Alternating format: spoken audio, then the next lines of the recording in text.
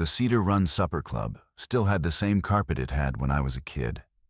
A dark red pattern worn pale in a path from the bar to the dining room. And I remember thinking that before I thought anything else.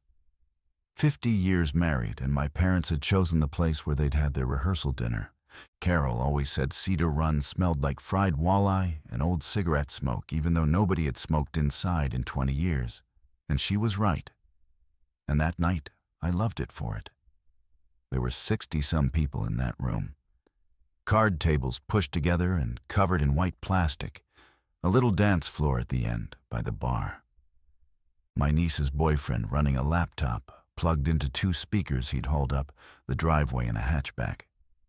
My father was at the head table in a sport coat that no longer buttoned across the middle, telling a story I'd heard 100 times about the winter the furnace died at the county garage, and the people around him were laughing because it was funny the way things are funny when you love the man telling them. My mother sat beside him with her hand on his forearm. She had a clipboard. 50 years married, and the woman had a clipboard at her own anniversary party. After dessert, she was saying to my sister Lynn, "Everybody. I want everybody in the picture, not just the ones who feel like it." "Ma, it's fine," Lynn said. "It is not fine. Cousin Rita drove up from Dubuque. Her back is bad. She's not sitting through cake for me to let her wander off before the photo." I was standing near the bar with a glass of beer I wasn't drinking. Half in the party and half out of it, the way I'd learned to be at every gathering for 30 years. Because my phone lives in my pocket, and my phone doesn't care that it's a Saturday night. I inspect fire alarm and life safety systems. Almost 30 years of it. Panels and pull stations and smoke detectors and exit doors. The batteries behind the panels and the little supervisory circuits nobody thinks about until a sprinkler valve gets turned the wrong way. A lot of the buildings I service send me notifications. Not the fire department, not the monitoring company, but me. Because I've set up half these accounts to copy the responsible party, and I am, on paper, still the responsible party for a good chunk of Kessler County's commercial buildings. Most nights, nothing comes through. A trouble signal now and then, a low battery, a technician somewhere resetting a panel. That night, in the space of maybe 11 minutes, I got 3. The first was Rimrock Manor, the assisted living place on the north end of Bracken. A manual pull station activation, followed 90 seconds later by an alarm reset, then another activation. That by itself, I might have shrugged at. People pull stations by accident. An aide leans on one moving a cart. But the pattern of it pulled, reset, pulled, that's a person at the panel. Someone trying to make it stop and not being able to, or someone pulling it more than once on purpose. The second was the Kessler Family Medicine Building out on Highway 14, an outpatient place, imaging, and a couple exam suites. Emergency exit door held open, then a second exit door, then a third. 3 exit doors in a building that size, all reporting open, inside of 2 minutes, on a Saturday night when the place should have been locked and dark. The third was the IGA grocery in town. Sprinkler supervisory trouble, a valve position, or a flow switch, something in the water side of the system going abnormal. Different property, different owner, different part of Bracken entirely. I want to be honest about what I felt, because it wasn't fear yet. It was the specific discomfort I feel when a building lies to me, when the signals don't fit a story. One facility going haywire is a bad night for that facility. 3 unrelated facilities, 3 different systems, 3 different failure modes. Inside a quarter hour, that's not 3 bad nights. That's something moving through them. I stood there with my thumb on the screen and my father's voice going on about the furnace. And I told myself I was overreacting. I have a professional condition. I see the assembly area at every wedding I attend. I count exits in movie theaters, Dana teases me about it. Then my phone rang. Denny Pruitt. Denny does building maintenance for 3 of the properties I service, including Rimrock. 60 years old, unflappable. The kind of man who calls me at 9 at night, maybe twice a year, and always apologizes for it. Wes. He was breathing hard. Not out of breath from running, exactly. Something worse than that. A kind of hitch in it. Wes, don't send anybody out here. Denny, Don't send your text to Rimrock. Don't send anybody. There's people. A sound behind him I couldn't place. There's people attacking the staff. In the memory wing. I called it in. The deputies came. And now they're... The line crackled. Fighting them too. They're fighting the deputies, Wes. I saw Ostrander go down and get back. The call dropped. I stood very still.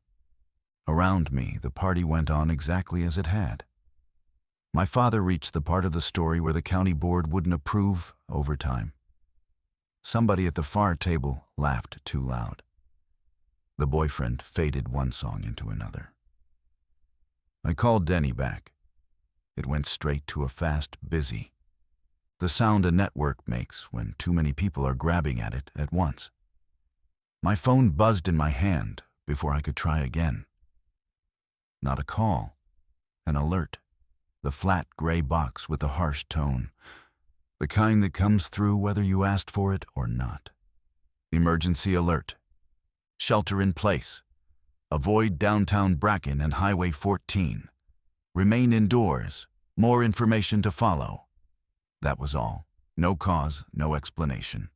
Shelter in place and avoid, which are 2 different instructions that don't fully agree with each other, and no information to follow. Only the promise of it. I looked across the room at my parents.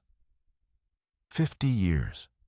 My mother with her clipboard, my father in the coat that wouldn't button. The 2 of them lit up warm and ordinary under the fixtures Cedar Run had probably not changed since the Carter administration, and I did the arithmetic that my whole working life had trained me to do without wanting to. 3 buildings. A maintenance man watching sworn deputies lose a fight. An alert with a hole in the middle of it, where the reason should be. And every one of those buildings was in Bracken. And Bracken was 11 miles down the valley from where I was standing. I set my beer on the bar, and I went to find Dana. She was near the kitchen door talking with my aunt about something. And she saw my face before I said anything. 29 years, and she reads my face the way I read a panel. What? She said. Not a question. She turned her shoulder to my aunt, a small, polite pivot, and lowered her voice. Wes, we need to go, us and my folks and Lynn. Right now, quiet, and not everybody. She searched my face for one more second. Dana does payroll and benefits for the county. She spent 30 years watching how people behave around bad news and limited resources. And she knows I don't rattle. Whatever she found in my face was enough. How bad? I don't know yet. Bad enough. 3 of my buildings in town went abnormal at once. Denny called from Rimrock and said people are attacking staff and the deputies both. And then the network dropped him. And then this. I showed her the alert. She read it once. Okay, she said. How do you want to do it? That's the thing about Dana. She didn't argue and she didn't panic. She asked how. And here is the part I've gone over more times than any other part. The part that a man named Cal Earhart would put a question to some hours later that I still can't fully answer. I thought about the room. 60-some people. I thought about the way a life safety system is designed. And about all the times I've stood in a fire drill and watched what actually happens versus what the plan says will happen. Cedar Run had one real way out for cars. One driveway, gravel, maybe a quarter mile down to the county road. wide enough for 2 vehicles to pass if both drivers were sober and paying attention, which after 4 hours of an open bar was not a safe assumption. The lot was full and tight. People had nosed in wherever they fit, blocking each other, and half the guests were my parents' age or older. Cousin Rita with her bad back, Miriam Holt, my mother's friend of 50 years, who couldn't walk from the bar to the bathroom without her cane. I have watched an orderly building of 200 people take 9 minutes to clear through 4 marked exits during a drill where everyone knew it was a drill and nobody was afraid. I know what a real one looks like. I've seen the reports. People don't move toward the nearest exit. They move toward the exit they came in through. All of them, together, and they jam it. If I stopped the music and stood up in that room and said, "There's an emergency. Everyone out, get to your cars," 60 frightened people would hit that one gravel driveway at the same time. In the dark, some of them drunk, some of them slow, and they would block each other solid before the first car reached the county road. And then whatever was coming up, the valley from Bracken, would arrive to find a stationary crowd wedged into a driveway. That was the reasoning. I wanted on the record because I believed it, and I still, in the cold part of my mind, think it wasn't wrong. But I also know now that reasoning was the shape of a decision I'd already made. I made it fast, standing by that kitchen door, and the decision was, I get the people I can move. I don't announce anything. I don't hand 60 people a piece of information and a stampede at the same time. We take my folks and Lynn, I told Dana. We don't make it a thing. I don't want a scene in that parking lot. She looked at me a beat longer than I liked. You're not going to tell anyone else. I'm going to get who I can move fast. If I light the whole room off, nobody gets out. She didn't say yes, and she didn't say no. She said, "Then move." And she went to get Lynn. I went to my father first, because my father would come without a speech.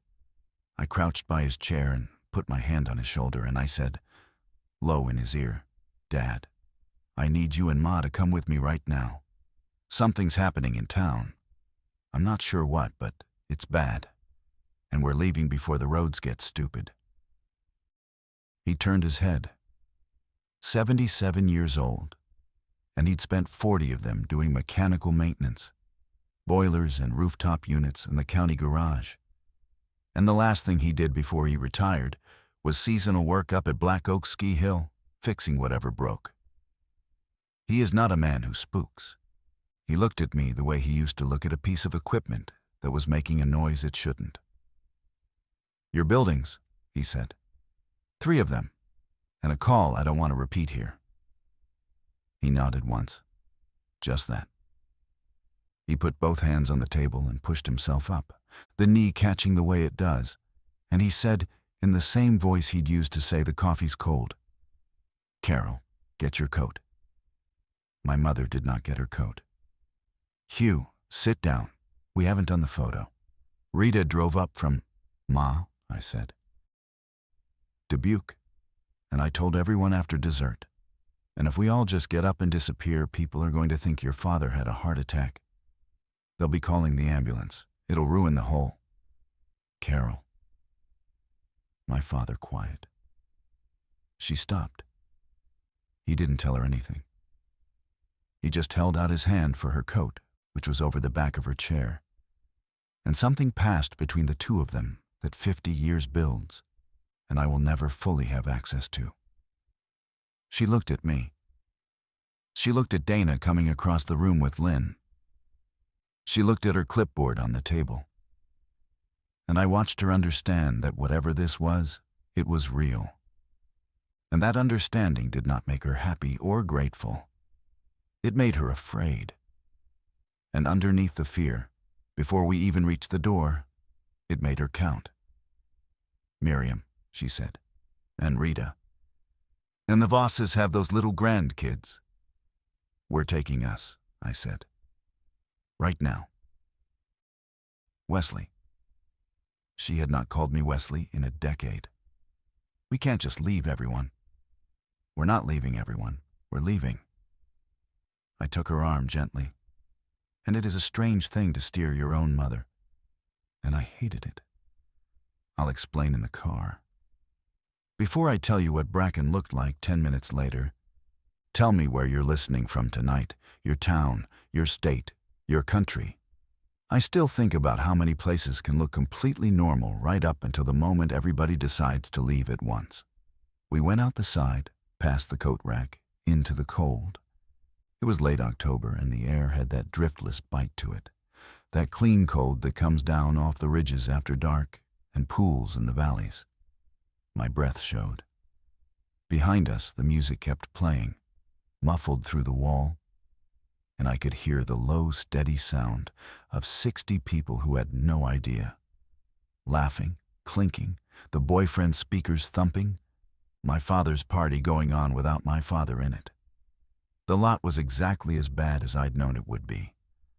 Cars nosed in at angles, too deep in places, my parents' Buick boxed by a minivan, and somebody's jacked-up pickup. My own truck, a work Ram with a ladder rack, was down near the driveway mouth because I'd come early to help set up. And Lynn had parked her Subaru right behind me, which turned out to be the only piece of luck that whole night. "We'll take 2 vehicles," I said. "Dad and Ma with me. Dana, you and Lynn in the Subaru, right on my bumper. We do not stop. We do not wait. If we get separated, we meet at the Quick Trip on County G." I was talking in the flat checklist voice I use walking a client through a deficiency report, and I could hear myself doing it. And it was the only thing keeping my hands steady. My father got in the back with my mother. He moved slow, the knee, but he moved. Dana squeezed my arm once as she passed. Lynn, who was my younger sister and had spent the whole party a half a glass ahead of everybody, was sober now. In that instant way, people go sober when the ground shifts. "Wes," she said, Are you sure?" "No," I said, "but we're going anyway." I pulled out of that gravel driveway and onto County Highway J. And behind me, the windows of Cedar Run were still gold and warm, and I could see, through the front glass, my aunt at the buffet table lifting the foil off the sheet cake. And I have not stopped seeing it. The roads were nearly normal. That's the part nobody who wasn't there believes. You expect the world to look like the emergency the second the emergency starts, and it doesn't. County J ran down through the coulee the way it always had. Black tarmac between wooded ridges, a farm light here and there up on the hillsides, a mailbox reflecting my headlights. Ordinary. My mother sat forward with her hands gripped together and asked me 3 times what was happening. And I told her 3 times that I didn't know. That 3 of my buildings had gone into alarm, and a man I trust had watched people get hurt. "What people?" she said. "Hurt how?" "I don't know, Ma." "Then how do you know we needed to leave my whole party?" I didn't have a clean answer for that, and I still don't. What I had was the shape of it. The 3 signals that didn't fit a story. Denny's breathing. The alert with the hole in it. I said, "Because I've spent 30 years learning that when a bunch of unrelated things go wrong at the same time, it's one thing underneath, and you don't wait around to find out what it is." My father, in the dark of the back seat, said, "That's true. That is true, Carol." We came down out of the coulee toward the T where J meets County G. And that's where the normal started to peel back at the edges. There were more cars than there should have been for 10 o'clock. Not a jam, just more. And they were all going the same way we were, away from town, and a couple of them were going too fast for the road. A pickup blew the stop sign at the T without slowing, took the corner wide onto G, and kept going. My phone was in the cup holder. It buzzed and I glanced at it, another alert. Same box, same tone. "Read it," I told Dana over the radio. I'd told her to keep the CB channel I use for work. We both had handhelds in the trucks, because service in these valleys is a rumor at best. Her voice came through thin and clipped. Same thing. Shelter in place, avoid downtown Bracken and 14. And there's Wes. My phone's got a text from Renee. She's at the party still. She's asking if your dad's okay. They think he had a spell. Just like my mother said. They thought Hugh Barlow had a heart attack. That's the story the room had told itself to explain the Barlows walking out of a 50-year anniversary before the cake. "Tell her he's fine," Dana said, apparently to Lynn and then to me. Should I tell her more? I sat with that for the length of a straightaway. Renee at the party, holding her phone, one text from being told. I could have said tell her to leave, tell everyone to leave. And maybe Renee would have, and maybe she'd have started exactly the panic I was afraid of. And I would never know which. "Tell her he's fine and we had to run," I said. "That's it." Dana didn't answer right away. Then flat, "Okay." The quick trip out on G had 11 cars and a lot built for 6. People at every pump. A man arguing with another man about who'd been in line. A woman filling a gas can while her kids watched from the open door of a station wagon. The clerk had come out from behind the counter and was standing in the lit doorway with his arms crossed. And you could feel it. That first thin edge of everybody wanting the same limited thing at the same time. I did not stop. I had 3/4 of a tank in the Ram, and Lynn had over half in the Subaru. And I'd rather run out on a back road than sit in that lot. We passed it and got onto Highway 14 for the 2-mile stretch we couldn't avoid. The piece that would take us across the top of the valley and then let me cut north on the ridge roads toward Black Oak. I hadn't said Black Oak out loud yet. I was still deciding whether it was smart or whether it was just the only place I could think of that wasn't a town and wasn't home. 14 was where I stopped being able to tell myself I might be overreacting. There was a car stopped in the eastbound lane, angled, hazards going, someone standing beside it. And as my headlights came up, I saw that the person beside it was not helping. He was hitting the car, both fists, then his whole body, throwing himself against the driver's window over and over. And inside the car, a face turned toward us, mouth open, a woman with her hand flat against the glass. In the 2 seconds of my lights, I saw the man's face, and it was wrong. Not angry the way a man is angry. There was blood down the front of him, dark on his shirt, and his mouth was working. And his eyes caught my headlights and didn't do the thing eyes do. Didn't squint, didn't turn, just held, flat, and he came off that car and started toward mine. "Don't stop," my father said from the back, very calm and very fast. "Wes, do not stop." I didn't. I swung wide into the empty westbound lane and gave it gas, and we went past close enough that I heard something hit the side of the truck, a fist or shoulder, a heavy, dull thud against the rear panel. And then he was behind us in the dark. And the woman in the stopped car was behind us too. And I did not stop for her. And I have to live with that. My mother made a sound I'd never heard her make, not a scream, a small, indrawn thing, like she'd been struck. "That man was hurt," she said. "That woman, Carol." My father had his hand on her again. "Carol, that man was going to get in this truck if we stopped. You saw him. We can't just—" "We can and we did," my father said, and his voice was gentle and it did not bend. On the radio, Lynn's voice shaking. "Wes, did you the man? Was he what was—" "Stay on my bumper," I said. "Do not stop for anything. Do you copy? Do not stop." "Copied." I got us off 14 at the first ridge road, County F, which climbs up out of the valley in a series of switchbacks between old oak woods.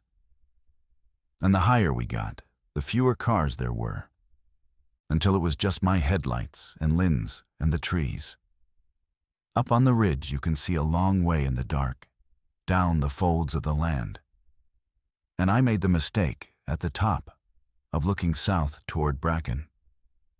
There was a glow over the town, not the ordinary glow of a small town's lights, which is soft and yellow-white.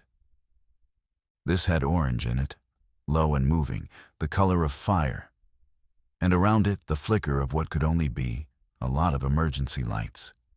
Red and blue, more than a small county's whole fleet, all of them somewhere down in the valley where the town was. My father saw it too.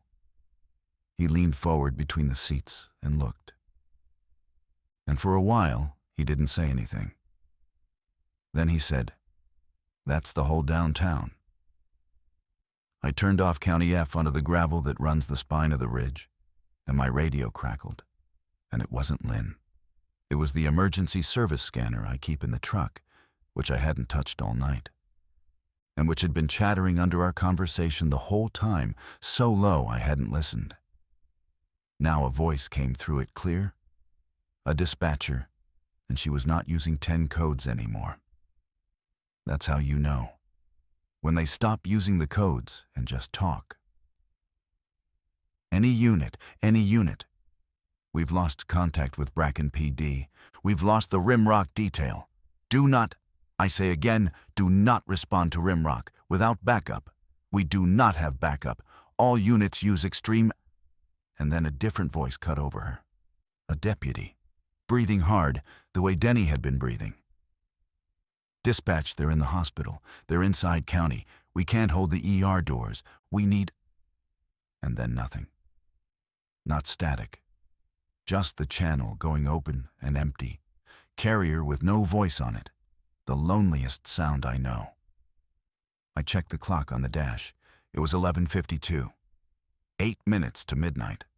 And my hometown, the town where my parents got married 50 years ago and where I'd left 60 people eating cake, was on fire and out of contact and full of whatever that man on Highway 14 had become. "Where are we going?" my mother said, small, not fighting it anymore. I looked in the mirror at my father. "Black Oak," I said. "Dad, is the caretaker still Rudy?" My father was quiet a second, doing his own arithmetic.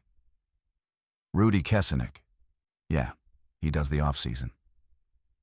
He got his phone out, held it up to the dome light with the particular squint of a man who needs glasses he isn't wearing. "I got him in here.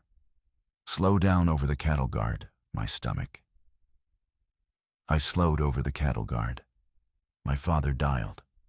It rang and rang, and I was sure it wasn't going to connect. And then it did.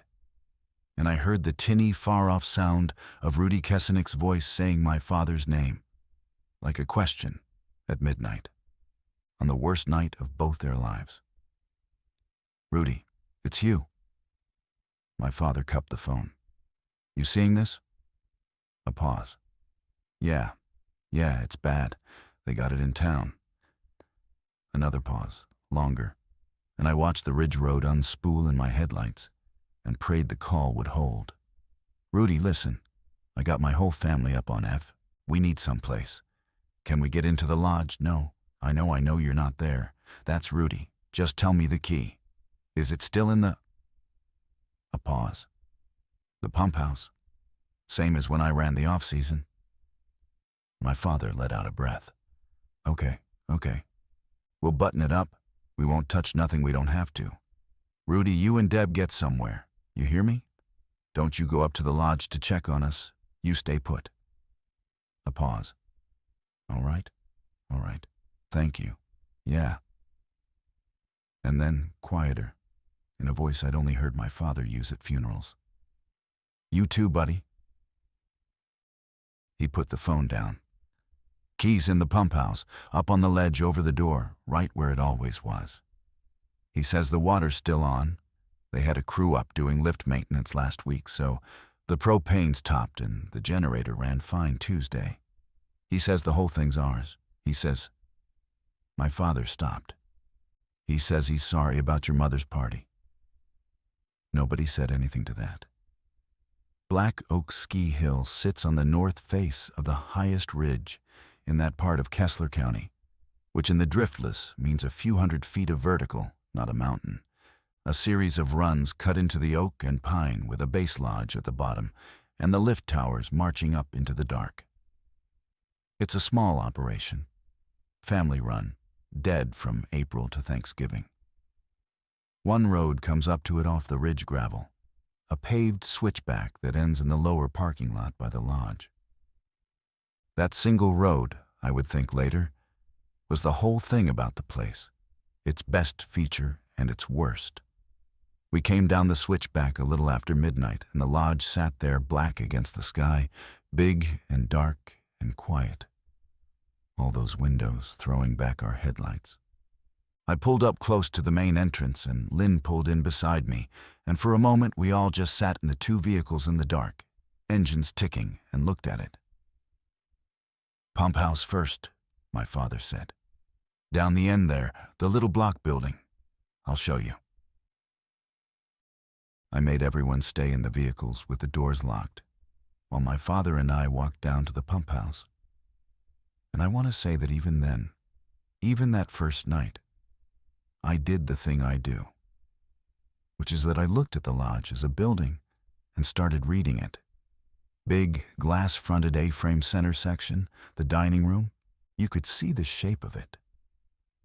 Two wings running off at angles, lower, probably kitchen and rentals and offices. A lot of doors, a commercial building's worth of doors. And I clocked each one I could see, the way you'd clock exits. Except my whole life those doors had been the good news, and now they were the bad. The pump house was a little concrete block shed with a metal door, and the key was on the ledge above it exactly where Rudy said. A fat brass thing on a wire ring with a plastic tag gone yellow. My father took it in his hand like it was familiar because it was. "I spent 3 winters up here after I retired," he said. "I know where the water shutoffs are. I know the propane. I know where they keep the fuel for the sled and the groomer." He looked at me. "This was a good idea, Wes." "We'll see." We let everyone in through the main door into the big dining room. Flashlights only, from the trucks and our phones. I found the fire alarm panel first thing, right inside the entry where the code says it has to be, a familiar make. And I stood in front of it for a second in the dark and felt, God help me, comforted. There it was. Green power light. A single steady green light in a black building, telling me the system was alive and normal. And I understood that panel completely. In a night where I understood nothing, I understood that panel. My mother wanted to know about the party. She'd held it since Highway 14, and now, inside, with the doors shut and the flashlights making a little pool of the ordinary in the huge dark room, she wanted it. Wes, all those people, Miriam, Rita, the Vosses, what happens to them? I don't know, Ma.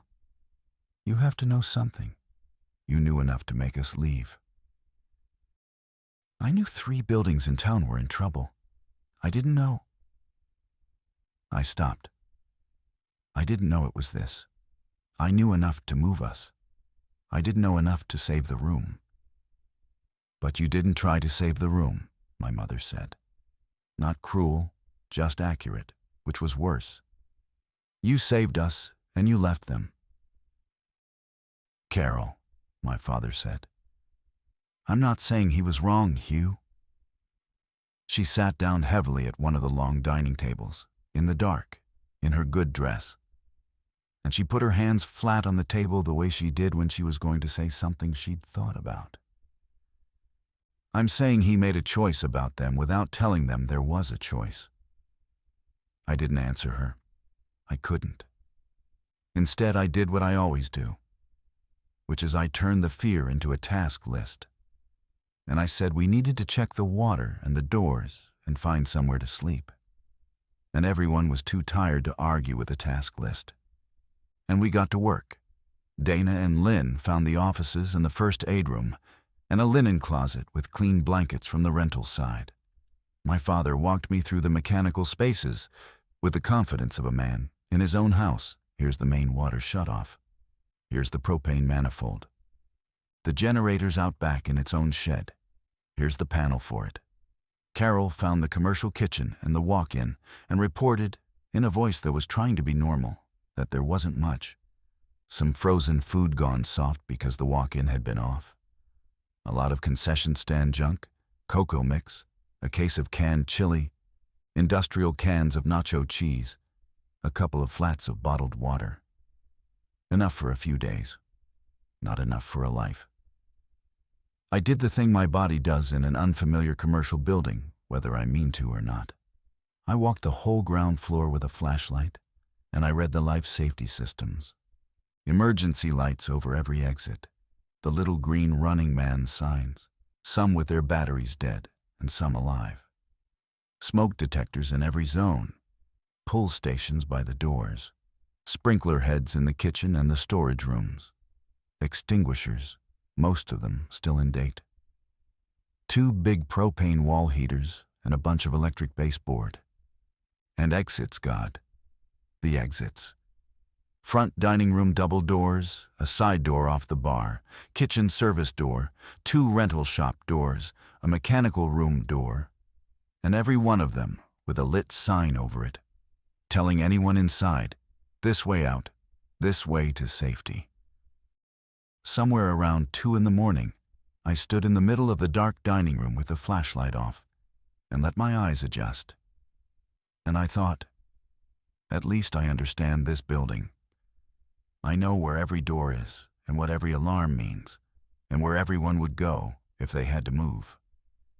It was the first time all night I'd felt anything like competent about something that mattered instead of just fast. I did not yet understand that the thing I understood about that building was going to be exactly the thing that nearly got my parents killed. We slept a few hours on the floor of a downstairs office we could shut and lock, all 6 of us. My parents on the 2 cots from the first aid room because of their backs and their ages, the rest of us on rental shop foam pads. My father snored. My mother didn't sleep. Every time I surfaced, I could see her eyes open in the dark. Around dawn, I gave up trying and went out to the dining room and watched the light come up gray over the empty ski runs. The lift towers standing there, like they were waiting for a season that wasn't coming. And I let myself think, just for a minute, that we'd made it. That the hard part was the drive, and the drive was over. The alarm went off a little after 7. I was on my feet before I was fully awake. 30 years of muscle memory, already moving toward the panel before my brain caught up. And the horns were going, that flat electronic bleat that fills a commercial building and pushes everything else out of your head. My family came stumbling out of the office, Dana with a flashlight. Lynn saying, "What is it? What is it?" My father moving slower with his knee stiff from the cot, my mother behind him. The panels showed a zone in alarm, the mechanical wing, the utility area where the electrical gear and the emergency lighting charger and the generator transfer stuff lived. And when I looked down the corridor toward that wing, I could see it. Thin and gray in the flashlight beam, hanging near the ceiling. Smoke. Not a lot, but real. Something electrical. That hot plastic smell that a man in my line of work knows the way a farmer knows the smell of a sick animal. And here is where 30 years did exactly what it was built to do. And I did not think, I acted. And the action was the action I'd trained 10,000 times and taught in 100 fire drills and written into 100 safety plans. And it was, get the occupants out. You do not investigate a fire with people in the building. You get them out first, to the designated assembly area, and you count them. And then and only then do you worry about the fire. Life safety before property. Occupants out. Every instinct I owned pointed one direction, and the direction was the same direction it had pointed for 3 decades. Out. "Everybody out," I said in the voice, the flat, loud, level voice that makes people move. "Front doors, right now, out to the lot, go, go." And they went, because I'd said it in the voice, and because the horns were screaming. And because when a man whose whole job is fire tells you there's smoke and says out, you go out. My father grabbed my mother's arm. Dana took Lynn. I herded them through the big dining room toward the front double doors, toward the lot, toward the open air, toward outside, which my entire professional life had taught me was the safe side of the wall. We came out into the cold gray morning, and I turned to count them. 1, 2, 3, 4, 5. And my father. And I was already turning back toward the building to go deal with the fire, and Lynn said, "Wes?" I followed where she was looking, down the switchback road, down where the paved access came up from the ridge gravel. There were 3 of them coming up the road. Even at that distance, I could see it in the way they moved. That wrong, loose gait, faster than a walk and not quite a run. And one of them was in something pale, a nightgown, maybe. And one of them had the loping, broken stride of the man on Highway 14. And they were coming up the one road, the only road. And my family was standing in the open lot at the top of it, exactly where I had put them. I had taken everyone I loved out of a building because of a little electrical smoke, and I had set them down in the open. In the assembly area, the designated safe zone.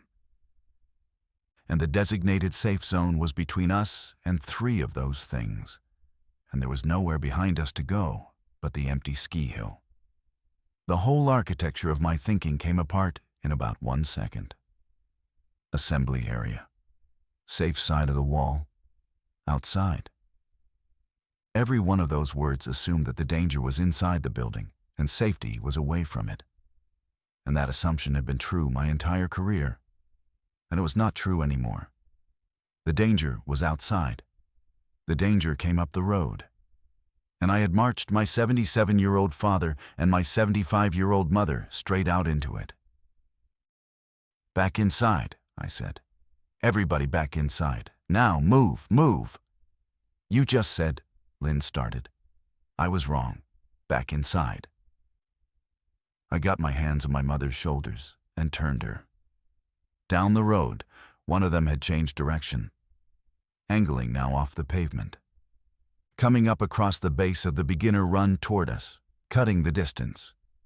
And it made a sound, not a moan, nothing dramatic, a kind of open, wet breathing that carried in the cold morning. But we couldn't go back the way we'd come, because the front doors opened right onto the corridor that led to the smoke, and the alarm was still hammering. And my father, thank God, my father, who had spent 3 winters in this building, grabbed my arm. Not the front, rental side, the ski shop doors down the wing. Other end, nowhere near the mechanical. He was already moving, dragging my mother's other arm, his knee be damned. And I have never loved the old man more than I did going around the corner of that lodge, at a run with a dead woman in a nightgown, coming across the snow-bare slope behind us. The ski shop door was where he said.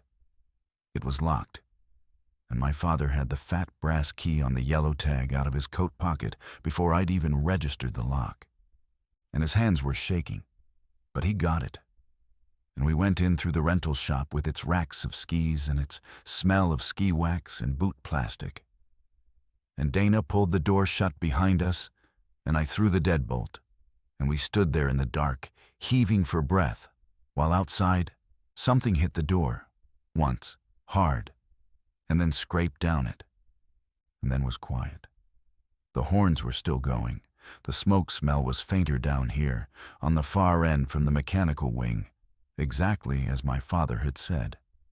I got to the panel. There's an annunciator on the rental side, too.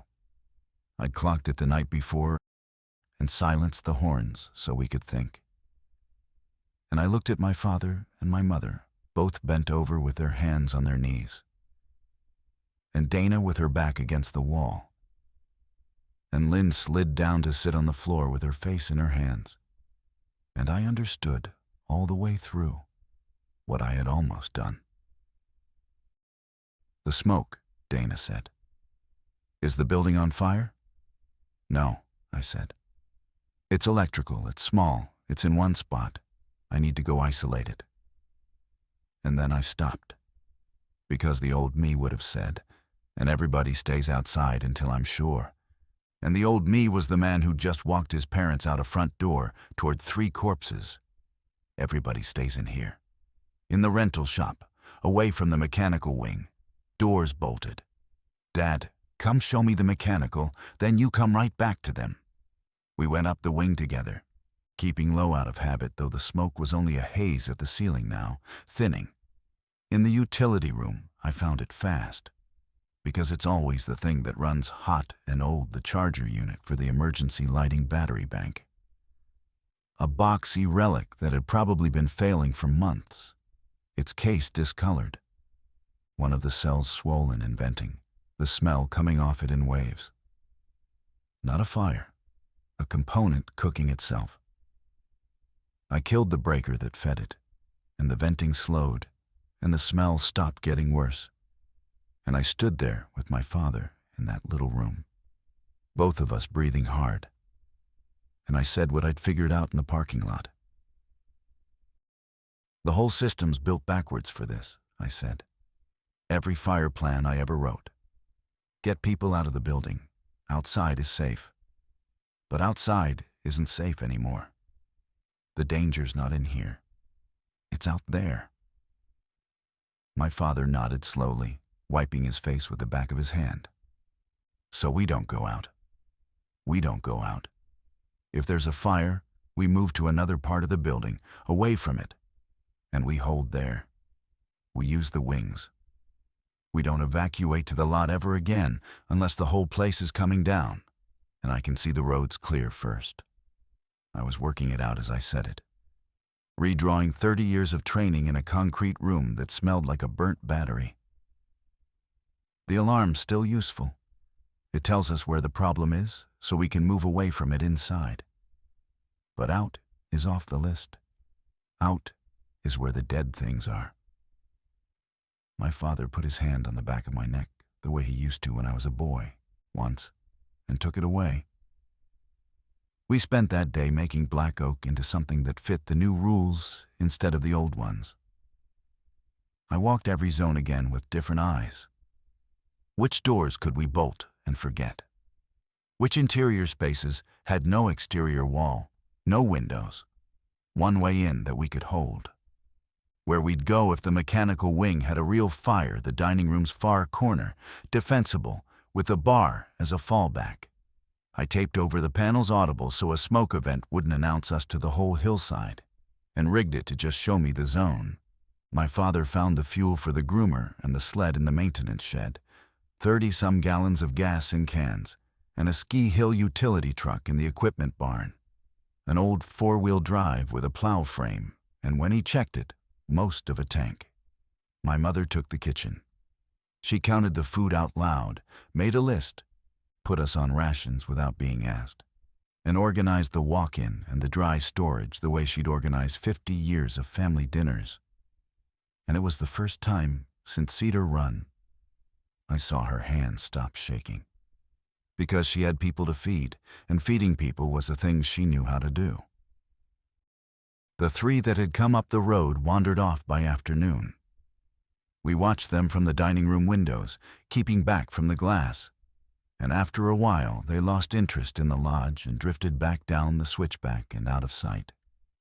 And we did not talk about the fact that more could come up that same road any time, because it was the only road, and it went down toward Bracken. By the second day we had something like a routine. We had a bathroom that worked, because the water was still on. We had heat in 2 rooms off the propane. We had food for maybe a week if we were careful, and my mother was making sure we were careful. We had a building we understood, laid out now around the truth that safety was inside and death was out. And I had started, in the strange calm of it, to think we might be able to hold here a while. Long enough for something to change. Long enough for whatever was down in the valley to burn itself out, or for the National Guard to be a real thing instead of a rumor on a dead scanner channel. That was the mistake underneath all the other mistakes. Thinking we'd stopped moving. Thinking the drive was the emergency and the emergency was over.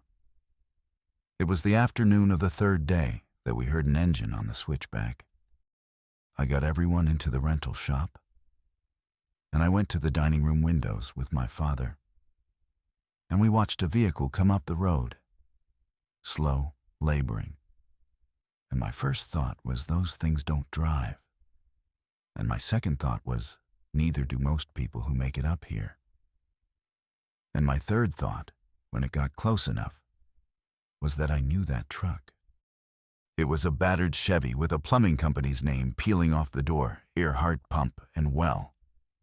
And it was riding low and running rough, steam or smoke coming off the hood, one headlight hanging by its wire. And it lurched into the lot and died there. And after a second, the driver's door opened, and a big, heavy man in his 60s got out slow, holding his back, and looked up at the lodge, and I said out loud, "That's Cal Earhart." My father said, "Cal was at the party." Cal Earhart does pumps and wells for half the county. 62 years old, been at the trade 40 of them. A big, careful, slow-talking man who'd installed the pressure tank in my parents' basement and pulled the pump on half the farms in the coulee. He'd been at Cedar Run. He'd been sitting 3 tables from my father when I walked my family out the side door and left him there. And the passenger door opened, and a woman worked her way out of it, both hands on the frame, easing down onto a bad leg. And it was Miriam Holt, my mother's friend of 50 years, with her cane, 70-some years old. And my mother was already coming out of the rental shop, saying Miriam's name, because a mother knows a voice through a wall. We got them inside fast, watching the road behind them. And Miriam sat down at the dining table and cried, quiet, the way old people cry, without much noise. And my mother held her, and Cal stood there in his filthy work coat, looking around the dark dining room, and then he looked at me. He didn't say it loud. He was a quiet man, and he said it quiet, and that made it worse, 'cause there was no accusation in it.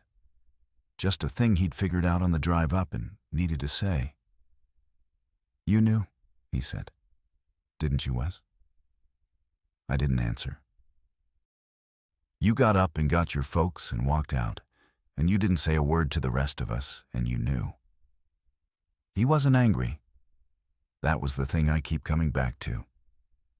He said it the way you'd say a hard, true thing to a man you didn't hate. I got out. Miriam and I got out.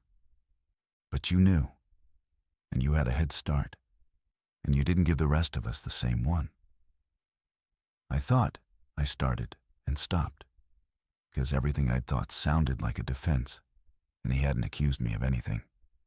I didn't know it was this, Cal. I knew something was wrong in town. I didn't want 60 people all hitting that driveway at once. That driveway holds 1 car. You know that lot. "I do know that lot," Cal said. And that was all he said about it. Then, because Miriam needed water, and his truck was dead in the yard, and there were more practical things than my conscience. But my mother said it later, when we'd gotten them settled, and Miriam was lying down, and Cal was out looking at his ruined engine. She said it to me low, at the counter, the 2 of us alone. "You were right about the driveway," she said. "Cal just told me." After we left, more people got the alert on their phones, and everybody tried to leave at the same time, and it jammed exactly like you said. Cars into each other. Somebody's car stalled right in the mouth of it. It was bad, Wes. You were right. "Okay," I said. But being right about the driveway isn't the same as being right about not telling them. She wasn't looking at me. She was looking out the window at Cal bent over his engine. You didn't have to get everybody out yourself. Nobody's asking you to have gotten everybody out.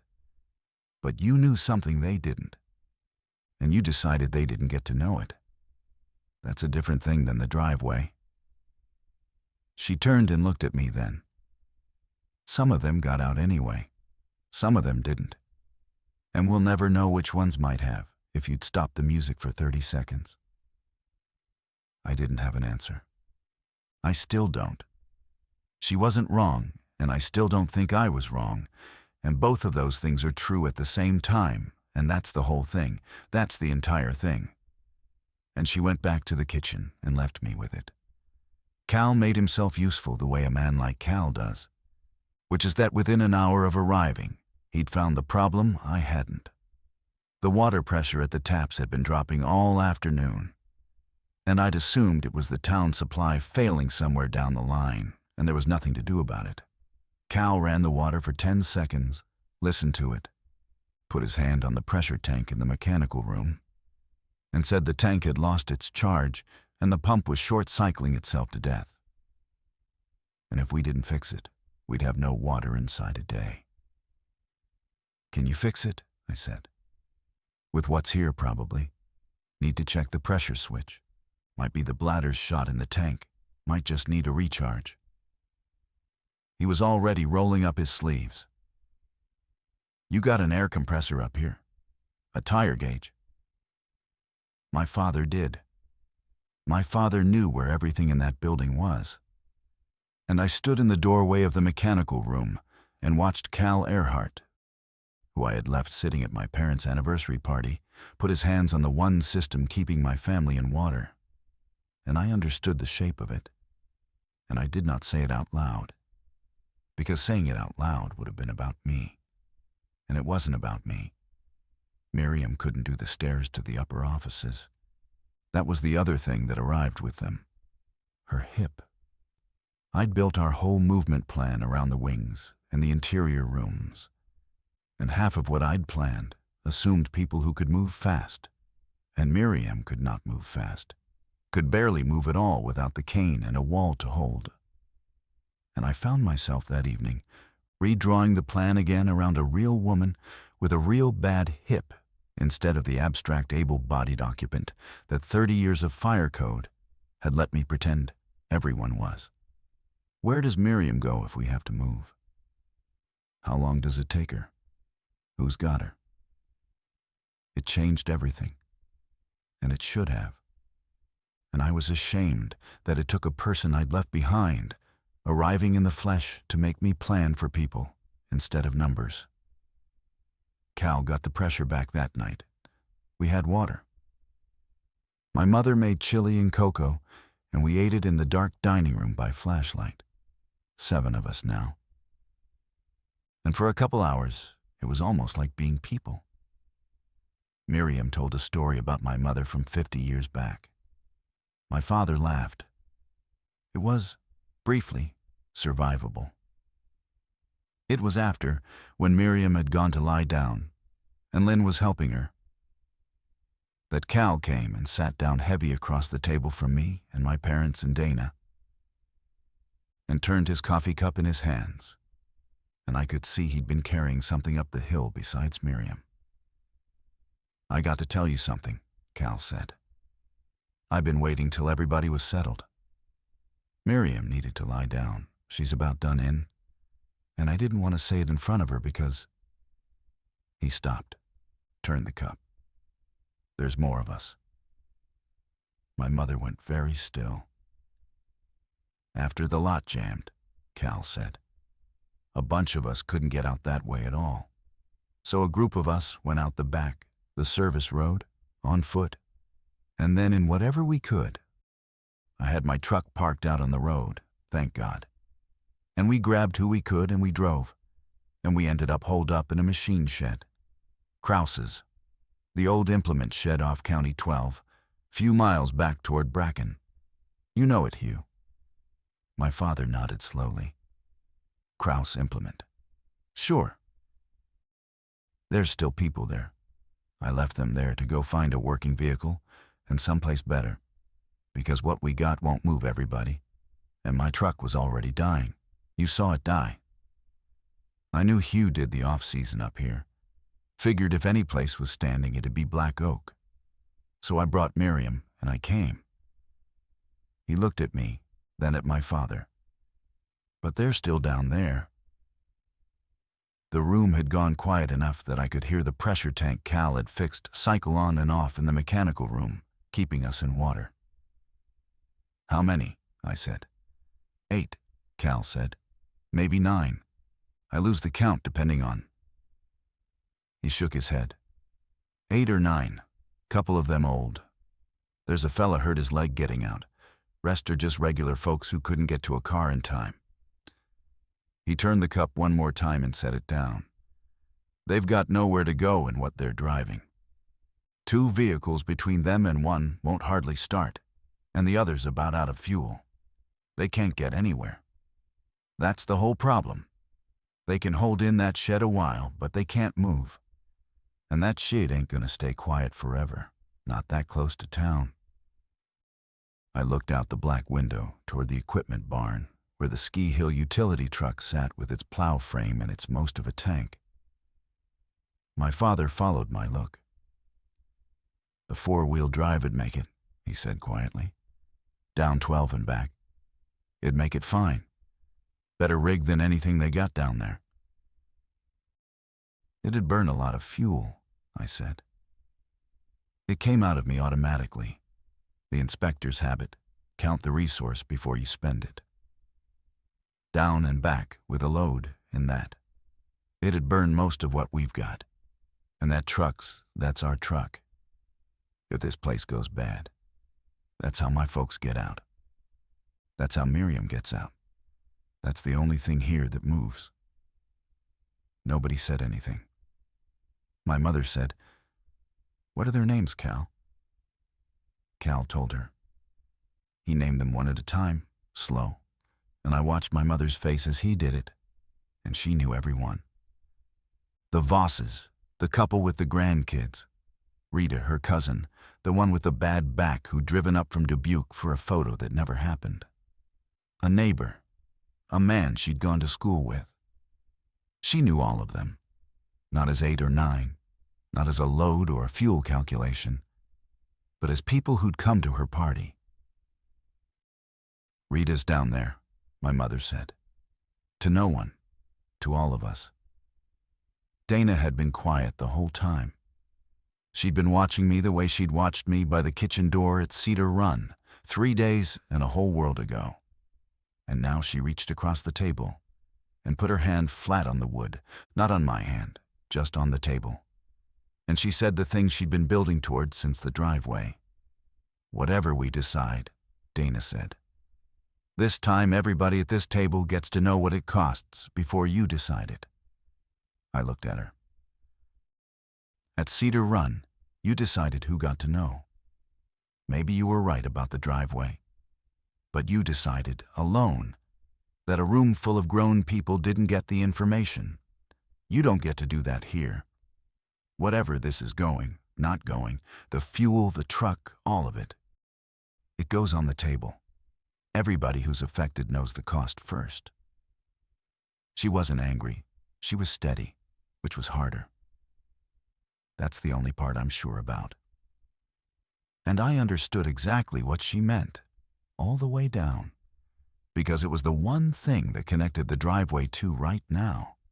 At the party, I had held the information and spent it however I judged best. And I had told myself that was protecting people. And here was the same shape again. Laid out on the table in front of me, a truck, a tank of fuel, a road going back down toward the thing we'd run from, and 8 or 9 people my mother could name, sitting in a machine shed with no way out. I looked at my father, 77, and my mother, 75, who could name every one of the people in that shed.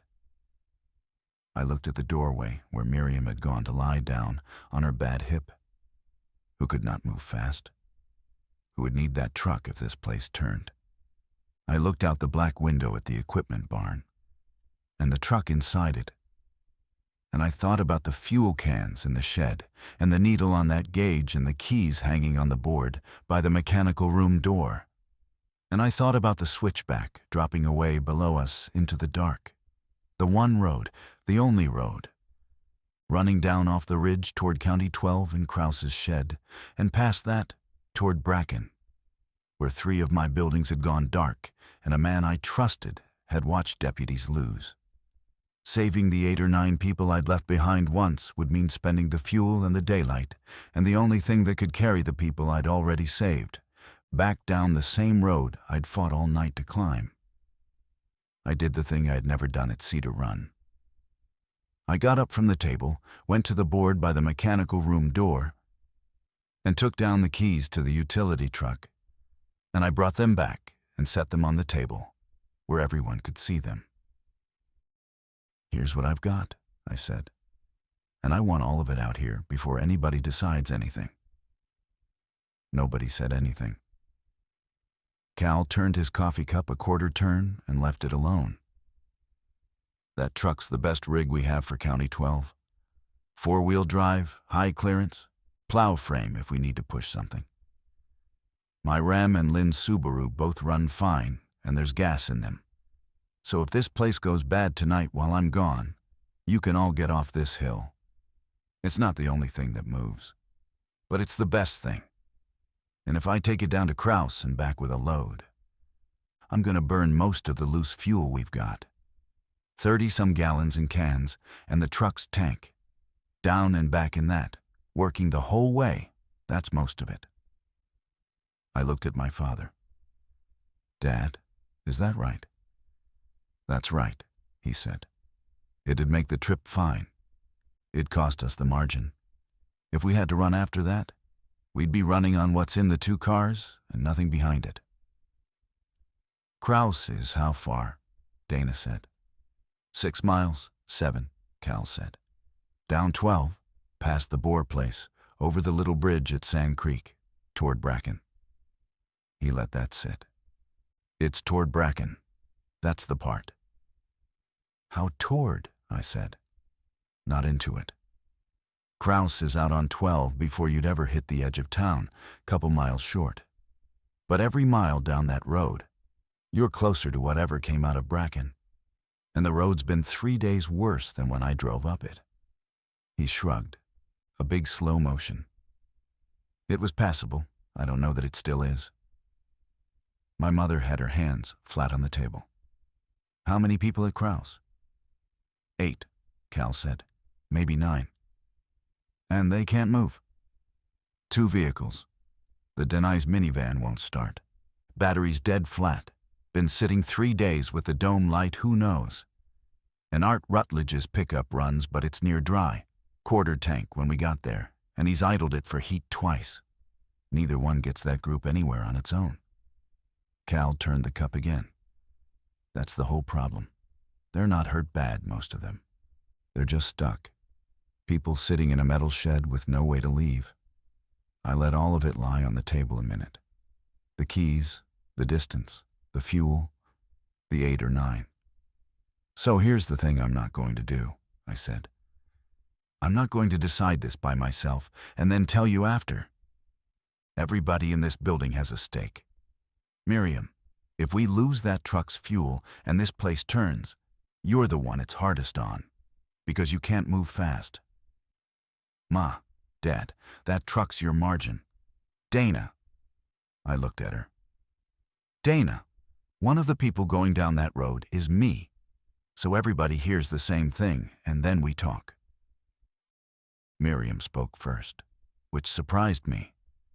She had her cane hooked on the edge of the table, and she was tired down to the bone, but she was clear. "I want to say one thing, so nobody sits there being noble about me," she said.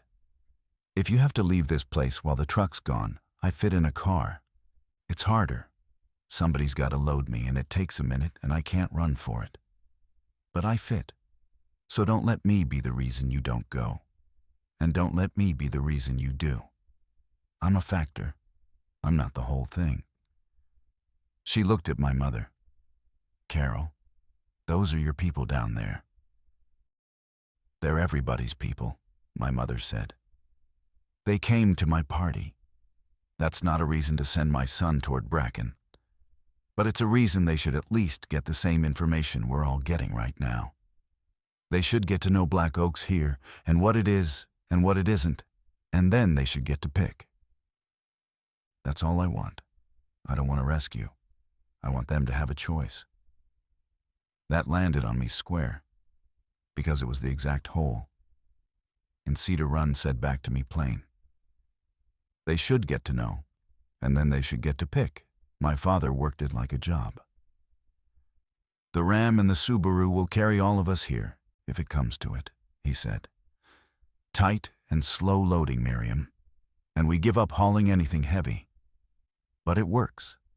So the question isn't, can we survive without the truck's fuel? We can, barely. The question is whether it's worth spending the barely to get 8 people mobile. He rubbed his knee. I can't answer that for you. I can tell you the truck will make it and the fuel's the price. Dana had been quiet, watching me. Now she said, I'll say what I'll agree to and what I won't. Go ahead. I won't agree to you driving toward Bracken to make yourself feel better about Cedar Run. If this is you paying a debt, no. Guilt's a bad reason to put yourself on that road. She held my eye. But if the plan is real, go down. Look at it. If the road's bad, you turn around. If the shed's overrun, you turn around. You fix what you can fix, and you give them the truth, and you come back. Then I'm not going to tell you not to. Just don't promise anybody you'll get them out. Promise you'll try to give them a way out. Those aren't the same, and you know it. I know it, I said. I'm not promising Black Oak's safe. I can't. I'm going to tell them exactly that. Then who goes? Me and Cal. I looked at him. You know where it is. You know who's there and which vehicles. They trust you, and I can read a situation. I didn't say the rest, that this was the responsibility I'd walked away from, and I couldn't send other people to carry it. Dana knew. She didn't make me say it. Not you, Dad, I said, before he could offer. You're worth more here than on that road. You know this building better than any of us, and if it turns while I'm gone, you're the one who gets everybody out the right doors. He didn't like it, but he nodded, because it was true. We loaded the truck in 20 minutes. 6 5-gallon cans of gas, 4 full, and 2 we'd keep for ourselves so we weren't gambling everything on the trip. Jumper cables from the maintenance shed, good heavy ones. A canvas roll of tools my father put together without being asked. Wrenches and a battery terminal brush and a screwdriver set and pliers. 2 flats of the bottled water from the kitchen. A little first aid from the ski patrol room, gauze and tape and the like. Cal walked the whole time telling me what he expected. A dead battery's usually just dead. You jump it, it runs. You don't shut it off till you have to. The pickup just needs fuel. If the van's got something wrong past the battery, we leave it and put people in the truck bed and the pickup. 9 people won't fit in a truck bed and a pickup cab, I said. No, Cal agreed. That's why we need the van to start. That's the whole trip, really. Get that van going. My mother caught me at the door. She didn't hug me, which was its own kind of message. She said, "Tell Rita I said to get in the front seat and not argue. She'll try to be brave and sit somewhere that wrecks her back. Tell her Carol said front seat." "Front seat," I said. "I'll tell her." We went down the switchback in the gray light with the sun not up yet behind the ridge, and it was the first time I'd been on the outside of Black Oak's front door since the morning I marched my parents into the open, and I did not like being the one leaving them behind. That was the thing I noticed and set aside. There wasn't room for it in the truck. The road down off the ridge was worse. That was the first fact the trip gave me. In 3 days, The traffic that had fled up these coulees had left its residue. The car nosed into the ditch at the bottom of the first switchback. Doors open, nobody in it. Farther on, a pickup dead in the middle of the gravel that we had to swing wide around. And I made myself look, and there was nobody in that one either. Just a phone on the seat and a child's booster in the back, and I didn't look long. Cal said, quiet, "That's the Ferris boy's truck." And I said, "Don't." And he didn't. County 12 down the valley was tarmac and open, and for a mile it was almost normal, the way it had been almost normal the night we ran. And I had learned by now not to trust almost normal. We passed a farmhouse with the lights off, and the barn door swinging, and a Holstein loose in the yard, standing in the road, so I had to stop. And the cow just looked at us. And Cal said, "Somebody didn't get to their milking." And there was a whole world in the way he said it. "Tell me what happened at Cedar Run," I said. "The short version. I need to know what I'm walking into, not to feel bad." Cal told it short, watching the road. After we left, he said, people finished their cake and somebody's phone went off with the alert, and then everybody's did, more or less at once. And the room turned. Not a stampede, not at first. A rising. People standing up, gathering coats, some of them still not sure it was real, some already scared. And then everybody had the same thought at the same second, which was, get to the car. 60 people, one driveway. "You called it," Cal said. And there was nothing kind or unkind in it. It was just a report. It jammed solid. Somebody's Buick died right at the mouth, wouldn't restart. And there was no getting around it because the guide panicked and left it crooked. Everybody behind him stuck. Horns. 2 fellas got out and started yelling at each other. And then he stopped. Then it wasn't a driveway problem anymore. Something came up out of the trees along the creek, more than one. And people were out of their cars standing in that driveway with nowhere to go. "How'd you get out?" "Went out the service side on foot, the kitchen door, and around back to where I'd parked on the road, because I hate that lot and never park in it. Grabbed who I could reach. Miriam was near me, thank God. A few others made it to the road with us, and scattered. Some of them are the ones at Kraus. Some I don't know. The rest?" He shook his head. "I don't know, Wes. Some got out the driveway before it locked up, early. Some didn't.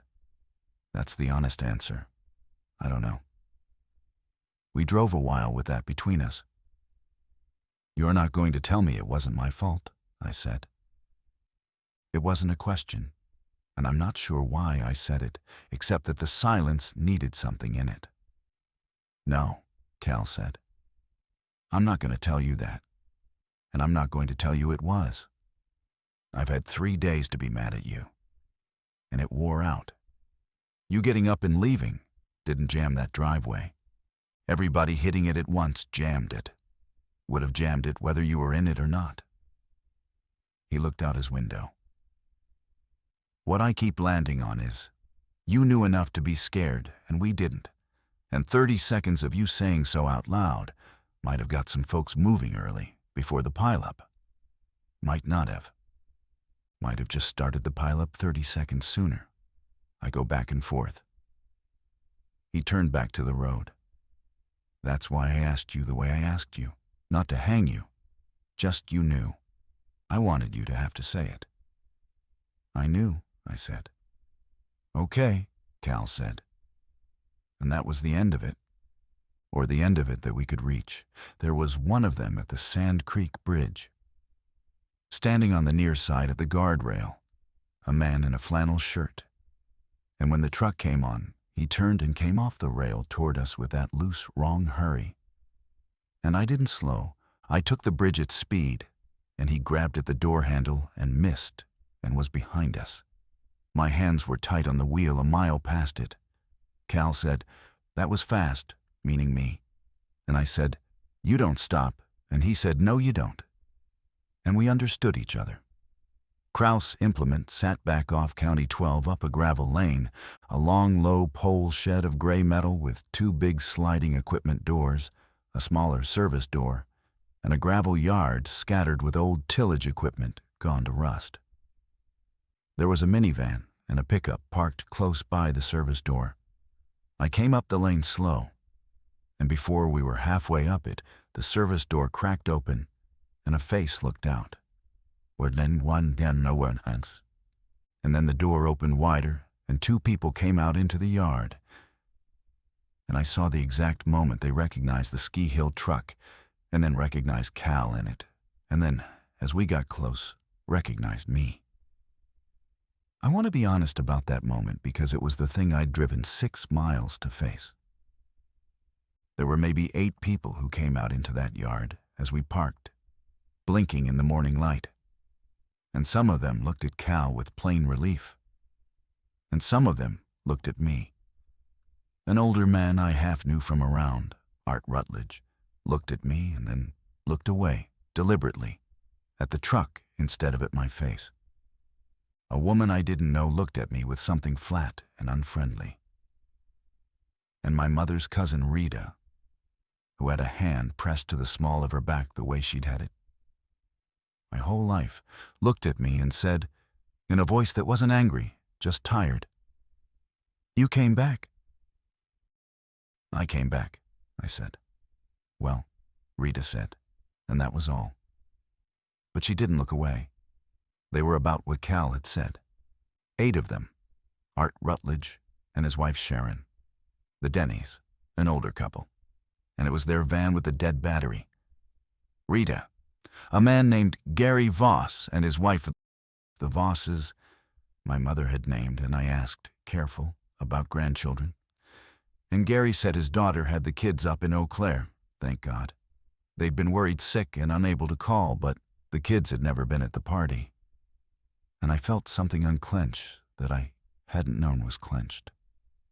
And a younger man, 30 maybe, named Trevor, who'd hurt his leg going over a fence in the dark the first night. A bad gash on the shin gone red and hot around the edges that Sharon Rutledge had been keeping clean with what they had, which wasn't much. I looked at the shed while they told me who they were. I couldn't help it. Metal building, no windows to speak of. 2 big sliding doors that wouldn't seal against anything. A service door with a cheap knob lock and no deadbolt. Machinery bays with room to hide behind a combine or a grain drill for a while, but no room to run to. No water I could see, no heat but body heat and whatever they'd rigged. It was a place you could disappear in for a night. It was not a place you could hold. My whole professional life had taught me to read a building for how people leave it. And this building had one honest answer, which was, in a working vehicle, fast, before something came up that lane. Cal was already at the van with the hood up.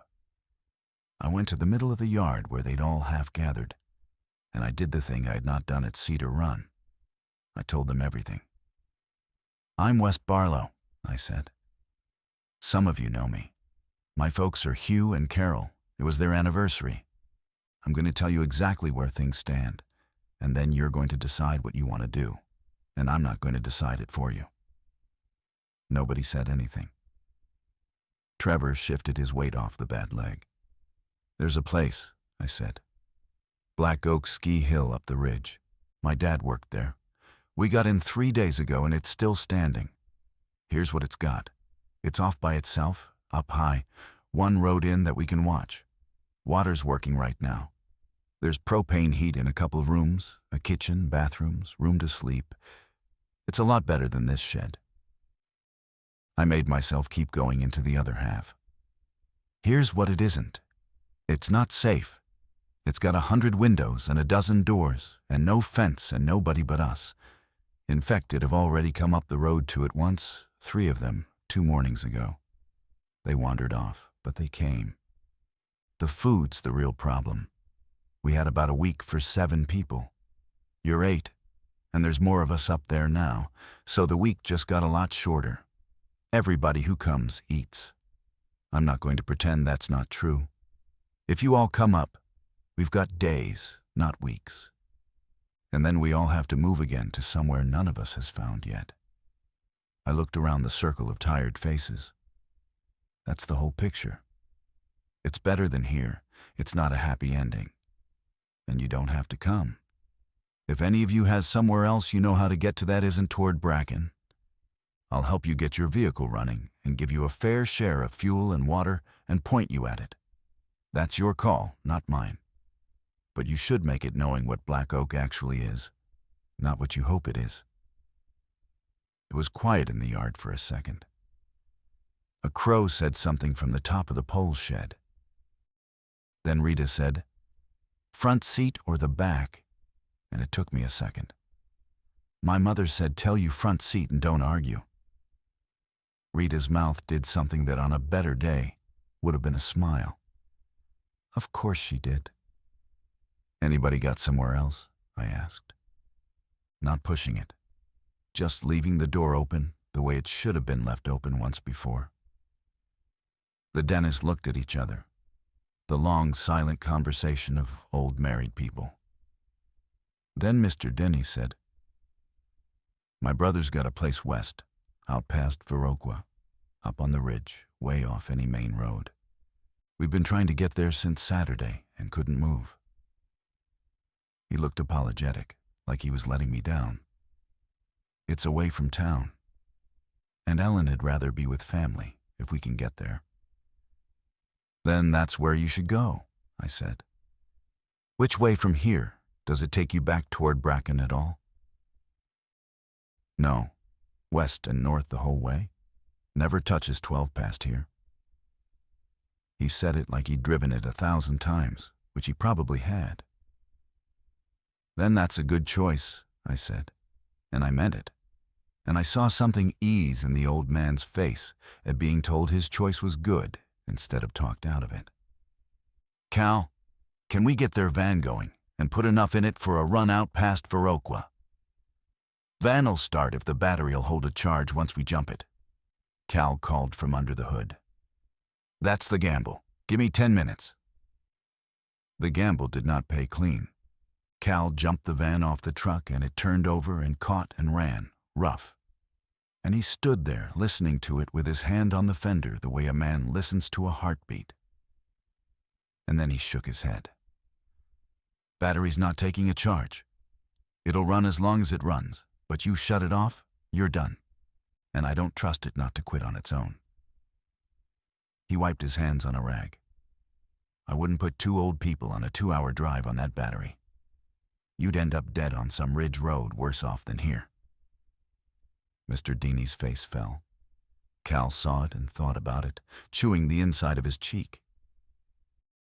"Here's what I'd do," Cal said. "Art, your pickup runs good, just thirsty. It's 4-wheel drive?" Art nodded. "You were coming to Black Oak?" "Wasn't going toward Bracken to sightsee," Art said. "Then trade. Denise take your pickup west, we fill it from the cans. That thing'll make Viroqua and back twice on what we've got. You ride up to Black Oak in the truck with the rest. Van stays here dead. Nobody's stranded, and nobody's betting their life on a battery that won't hold." It was a better plan than mine, cleaner. And it came from the man who knew the vehicles, and I said so. And Art thought about it for exactly as long as it took to look at his wife, and then said, "Fine by me. I never liked that truck's transmission anyhow." Which is the kind of thing a man says when he's giving away his truck and doesn't want anybody to make a thing of it. We fueled Art's pickup for the Dennis. 12 gallons, enough to get them west with margin. And I gave them a flat of water, and Ellen Denny took my hand in both of hers and didn't say anything. And I told her to keep the truck running once they got moving, and not to stop for anybody they didn't already know. And she said she'd learned that. And the way she said it told me she'd learned it hard. They pulled out down the lane and turned west on 12. Away from Bracken, away from us. And I watched their taillights until the road took them. And I thought, that is what it should have looked like at Cedar Run. Somebody with the facts deciding and going where they chose. That left 6 for Black Oak, plus Cal and me. 6 into a crew cab utility truck. It fit, barely, tight. And it fit better because I put it together around the actual people instead of a head count. Rita in the front seat, my mother's orders, where she could keep her back straight and not get bounced. Trevor with the bad leg in the back where he could keep it stretched across. And I looked at that leg before we loaded, and I did not like it. Red climbing up from the gash. And I told him plain, that needs a doctor and I don't have one. But Sharon's kept it clean and will keep keeping it clean. And Black Oak's got more to work with than this shed. He nodded, sweating a little, and I made a note of him the way I'd started making notes of people. Trevor, bad leg, can't put weight on it, has to be helped. Count him first if we move. Before we started engines, I did one more thing I hadn't done at Cedar Run. I told everybody the plan out loud, all of it, before anybody was moving. Here's how we do it, I said. 2 vehicles up the ridge, the truck and Cal. Art's van's dead. It's just the truck. I recounted in my head. It was just the truck now. The van stayed. Everybody in the one vehicle. That changed the margin again, and I said so out loud, that we were putting everyone in one truck. And if the truck had trouble, we were all on foot, so we'd go careful. Sand Creek Bridge has at least one of them near it. We saw it coming down. We don't stop on the bridge. If something's on the road, we go around, or we back up. We don't get out. Everybody stays in the truck no matter what until I say, because a truck with the doors shut is safer than any of us standing in a road. Rita front, Trevor back seat, leg up. The rest of you in the middle. Questions? Nobody rushed anything. Nobody grabbed a door. They loaded the way people load when they've been told the plan and given a job, which is to say without panic. And I stood there in that gravel yard with the crow watching from the pole barn, and I understood, without needing to say it to anybody, that this was the difference. Not that I'd become a better man overnight. That people who know the plan don't jam the driveway. The trip back up was slower with the load and the fuel gone down and the road no better. At the Sand Creek Bridge there were 2 of them now instead of 1. And I saw them from a distance and had time to think. And rather than run the bridge with a full truck, I stopped short. Backed up 50 yards to where a field approach let me turn. And Cal said, "There's an old crossing down at the Boar place, low water. We can ford it if it's dry." And it was dry, barely. And we went down through the ditch and across the creek bed and up the far side with everyone holding on and the truck clawing up the bank in 4-wheel. And we were past the bridge without ever coming near what stood on it. Cal knew the crossing because Cal had pulled a pump on the Boar place 20 years ago. That's the whole thing about the men who fix wells for a living. They know where the water is, which means they know where the roads cross it. The one real trouble on the way up was at the culvert curve below the switchback, where a small hatchback sat dead, half in the lane, nosed against the guardrail, narrowing the road right where it curved. There was room to get a normal car past. There was not much room to get a loaded high truck around it on a curve with a drop on the outside. I stopped and looked at it, and Cal got out. I let him, because there was nothing near us, and we could see a long way. And because you can't drive what you can't see around. And he waved me forward inch by inch. And I put the truck's outside wheels right at the crumbling edge of the shoulder, while he watched the gap on the guardrail side and called it 6 inches 4. Hold, come ahead. And we scraped the mirror against the hatchback's mirror with a sound that made Rita wince, and then we were past. And Cal climbed back in and said, "You had 2 inches you didn't use." And I said, "I'll take 2 inches." And somebody in the back laughed, which was the first laugh in that truck, and it was good to hear. My mother was watching from the dining room windows when we came down the switchback into the Black Oak lot. She came out into the open, which I'd told everyone not to do, and I felt it and let it go because there was nothing on the road behind us, and because a mother is going to come out. She stood there with her hand up against the morning sun, and I watched her count. Not out loud. Her eyes went across the truck as we parked, face by face through the glass, Rita front. And I saw her find Rita and then keep going. Trevor, the Vosses, the Rutledges. And I saw the exact place where her counting stopped finding people it wanted and started finding the gap. "Where are the Denny's?" she said, before I was all the way out of the truck. "Went west," I said. "To Ellen's brother-in-law's past Viroqua. Their choice. Van wouldn't hold a charge, so Art gave them his pickup. They're all right, Ma. They picked their road." She took that in, then, quieter. "And the rest, from the party." "These are the ones at Kraus," I said. "The dentist peeled off. Some got out the driveway early on Saturday, Cal thinks. Some—" I didn't finish it and she didn't make me. She nodded once, the way my father nods. And I understood that the gap in her count was going to be there a long time, and that no number of people I brought up that hill was going to fill it. And that this was correct. That it should not be filled. That a party of 60-some had become this. And the not filling was the truth of it.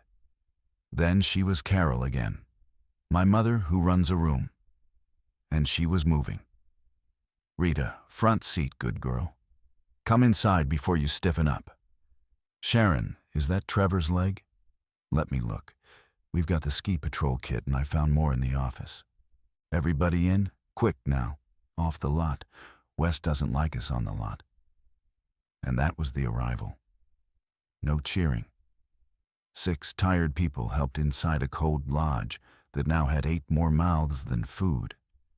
And the immediate work of it, swallowing up the emotion of it, which is how it goes. The days after were the days of consequences, which nobody puts in the stories, but which are most of what surviving actually is.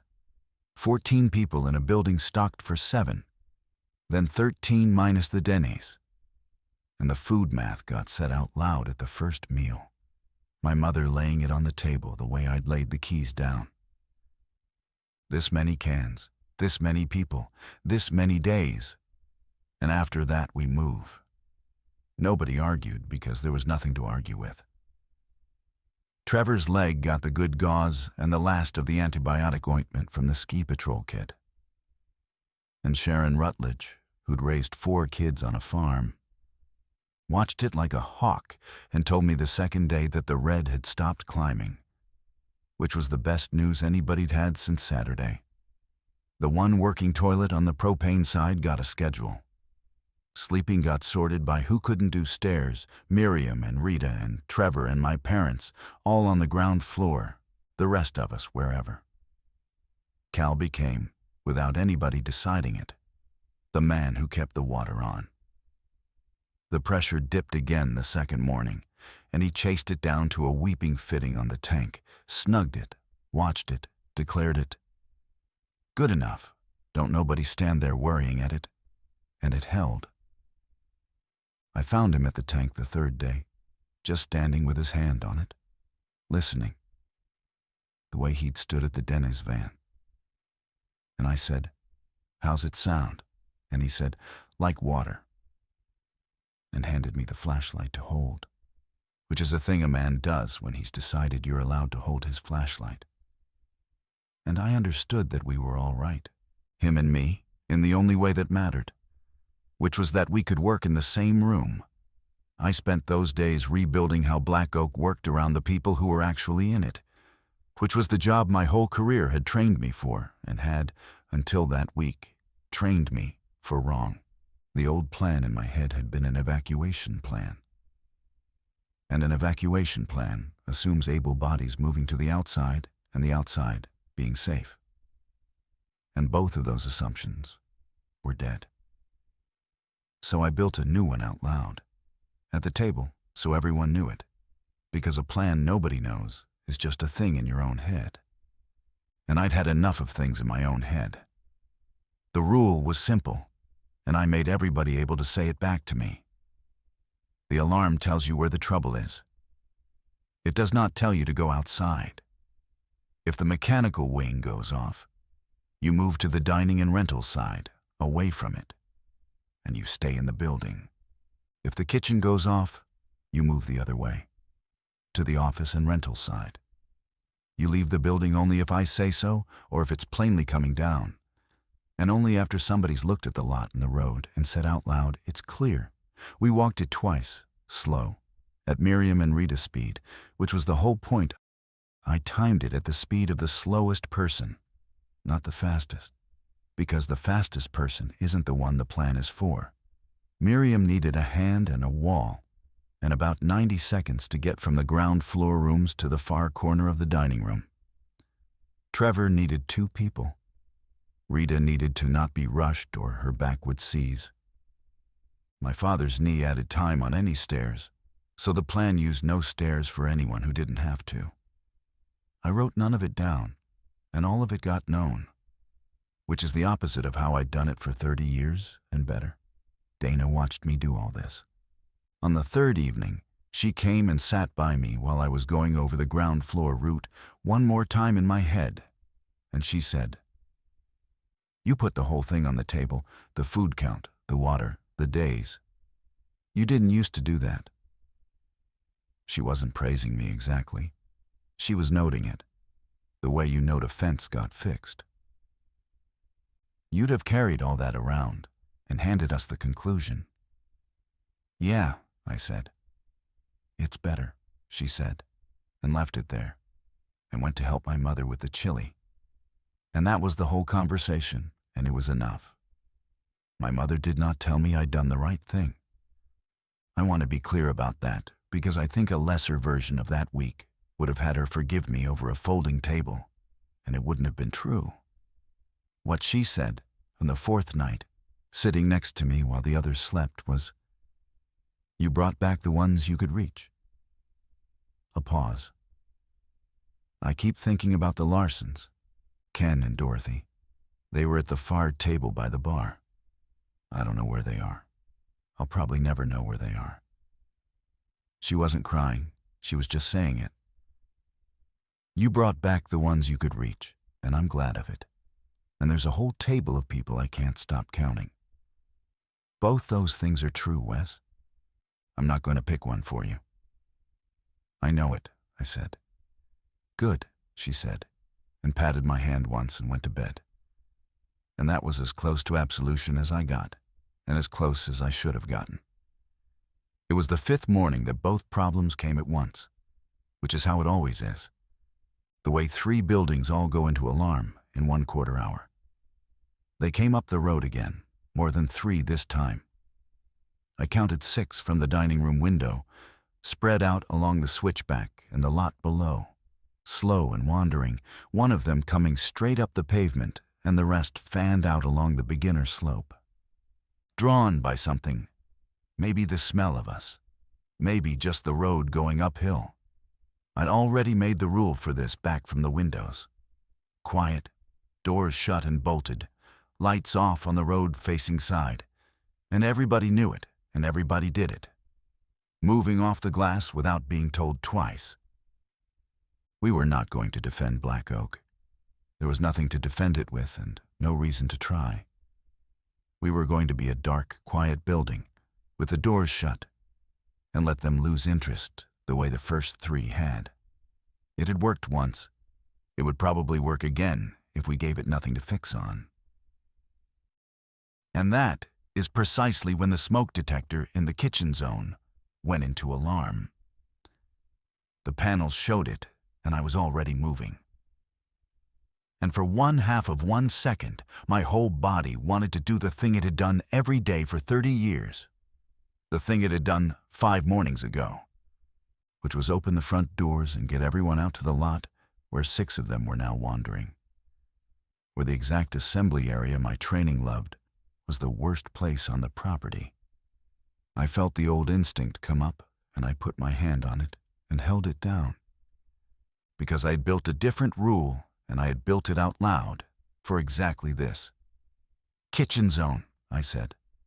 Not yelling, level, loud enough to carry, the way I should always have done it. Small smoke, kitchen. Nobody outside the lot's not clear. They're on the road.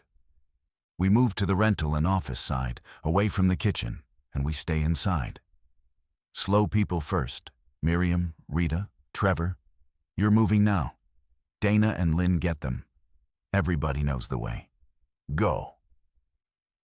And they went right, because they knew what a kitchen alarm meant, and they knew why we weren't going outside, and they knew where the far side was, because we'd walked it twice. Dana had Miriam. Lynn had Rita. Two of the Rutledges got Trevor up and moving on his bad leg, slow. And I made myself let them go at Trevor's speed instead of rushing them, because rushing is what jams a driveway. My mother counted heads at the doorway to the office wing, out loud, the way she'd counted a party, 13 going to 12 to 11 as they passed her. And when she said, "That's everybody but you two," I knew it was true because Carol Barlow does not lose a count. My father and Cal and I went the other way, toward the kitchen, low. And it wasn't much, which is how these things usually go once you get to them. The little electric hot plate somebody'd left plugged in on the warming shelf that we'd been using to heat water had a frayed cord shoved up against a dish towel, and the towel had started to char and smoke. Not a fire. A thing 30 seconds from a fire that wasn't one yet. Cal yanked the plug, and my father grabbed the smoking towel with a sheet pan and dropped it in the sink and ran water on it. And that was the whole emergency. A scorched towel and a bad cord. And I stood there in the smoke-hazed kitchen with my father and Cal and felt the alarm still bleeding and reached up and silenced the zone. "That's it?" Cal said. "That's it," I said. "Somebody left the hot plate on the towel." "That'd be me," my father said, not proud of it. "I heat my shaving water on it. I'll not do that again." We aired the kitchen out, and I reset the panel, and it went back to its one steady green light. And I went and told the people in the office wing exactly what it had been. A hot plate and a towel. No fire. All clear. And I watched them take it easy because I'd told them the size of it and not just barked at them. And I understood that this was the thing, the actual thing, that all week had been trying to teach me. Not that you never decide fast. I'd decided fast. I'd held down 30 years of instinct and made a call in half a second. The difference was that I said what I knew while I did it. Kitchen zone. Small smoke, lots not clear. Inside, not out. 6 words of why. And the whole building moved right because of it. And nobody stood in a driveway. The 6 on the road wandered off by noon. We'd given them a dark, quiet building and nothing to fix on, and they drifted back down the switchback the way the first 3 had. And we watched them go from the edges of the windows. And Cal said, "They just get bored." And I said, "Looks like." And that was the closest we came to understanding them, and it was close enough. Black Oak held. But everybody knew by then that holding wasn't the same as staying. The food was down to days. The road had brought 6 that morning where it had brought 3 before, and the next number would be worse. The town was emptying itself uphill toward us a few at a time. We had a building we understood, and no future in it. And everyone knew that too, because I'd stopped keeping the things I knew in my own head. It was Rita, of all people, who brought the picture back. We were sitting around the dining room in the long light of the 6th evening, the whole odd crowd of us, tired in the particular way you get tired when the fear settles from a sprint into a long, steady wait. And somebody had said something about the party, some small memory the way people do. And Rita said, out of nowhere, to my mother, "You never got your picture, Carol." My mother went still. "Your family picture, after dessert. You'd been on about it for months. You had that clipboard." Rita said it gently, the way you'd touch a bruise to see if it still hurt. "You never got it?" "No," my mother said. "I didn't." Nobody said anything. The light came through the big dining windows, gold across the empty ski runs, and the room was quiet, and I could see my mother somewhere else, back in a warm room with a clipboard, arranging 60 people who were now scattered across a county, some of them alive and some of them not, and most of them unknown. And I thought, this is going to hurt her, and there's nothing to do about it. But the next morning, my mother came and found me while I was checking the ground floor route one more time, and she said, "Get everybody. The family? Outside by the front, where the light's good. It's a clear morning and there's none of them on the road. I've been watching an hour." "Ma, I don't like us on the lot." "I've watched the road for an hour, Wesley. There's nothing on it. Get your father and your sister and Dana. I want my picture." She held up her phone. "It's got some battery left. I've been saving it." So we went out, the 5 of us, into the cold, clear, driftless morning, with the ridges rolling away gray-brown under a hard blue sky. And it was nothing like the room she'd planned it in. No good clothes. My father in the same flannel he'd worn 3 days running, his knees stiff so he stood a little crooked. My mother in a sweater somebody'd found in the rental shop, lost and found, because her party dress was long gone to the reality of a week. Lynn hadn't washed her hair in 5 days and had stopped caring. Dana had a bruise on her forearm from loading Miriam through a doorway. I looked, I am sure, like a man who had aged 5 years in a week, because I had. I did the thing I do, which is I reached for the phone to take it. Because somebody has to be behind the camera, and it's always been me. "No," my mother said. She didn't hand it to me. She held it out past me, toward the door, where Cal Earhart was standing watching. "Cal, you take it. Wes gets in it." "Ma, you get in it," she said, and there was no arguing with her. There never had been. "You're my family. You get in the picture." So Cal took the phone in his big pump contractor's hands and held it up and squinted at it. And I stood in the middle of my family, my father's crooked shoulder against mine, and my mother's hand coming up to grip my arm the way it had gripped my father's arm at the head table 100 years ago, and Lynn on the end, and Dana beside me. And Cal said, "All right, nobody's got to smile. You just got to be in it." Which was the truest thing anybody said all week. And the shutter clicked. It was not the picture she'd wanted. It couldn't be. There was a whole table's worth of people missing from it. The Larsons. And the ones from the far end of the bar, and Ken and Dorothy, and all the ones nobody would ever count again. And the second picture didn't fill their chairs any more than the food filled our week. My mother knew that better than any of us. She looked at the phone when Cal handed it back. And she didn't say anything for a while. And I saw her see the gap in it, same as she'd seen the gap in her count at the truck. And then she did a thing I didn't expect. "Now the rest of you," she said. "Everybody who's here, come on. I want all of you in one too." And she got them. Cal and Miriam on her cane, and Rita with her hand on her back, and the Rutledges and Trevor propped between 2 people and the Vosses. The whole strange crowd that a supper club driveway and a machine shed and a ski hill had sifted down to this. And she made them stand together in the cold. And Lynn took that one. And nobody explained why she wanted it, and nobody needed it explained. We went back inside after, because you don't stand on the lot long. And the ordinary weight of the day came back down. It was maybe an hour later that my father called me over to the office, where he'd been sitting with the road in view. And he had that look, and I felt the small drop in my stomach that I'd learned to feel that week. "Been watching the switchback," he said. "There's smoke down the valley that wasn't there yesterday, south toward the county road. And I counted the gas this morning while you were at the panel."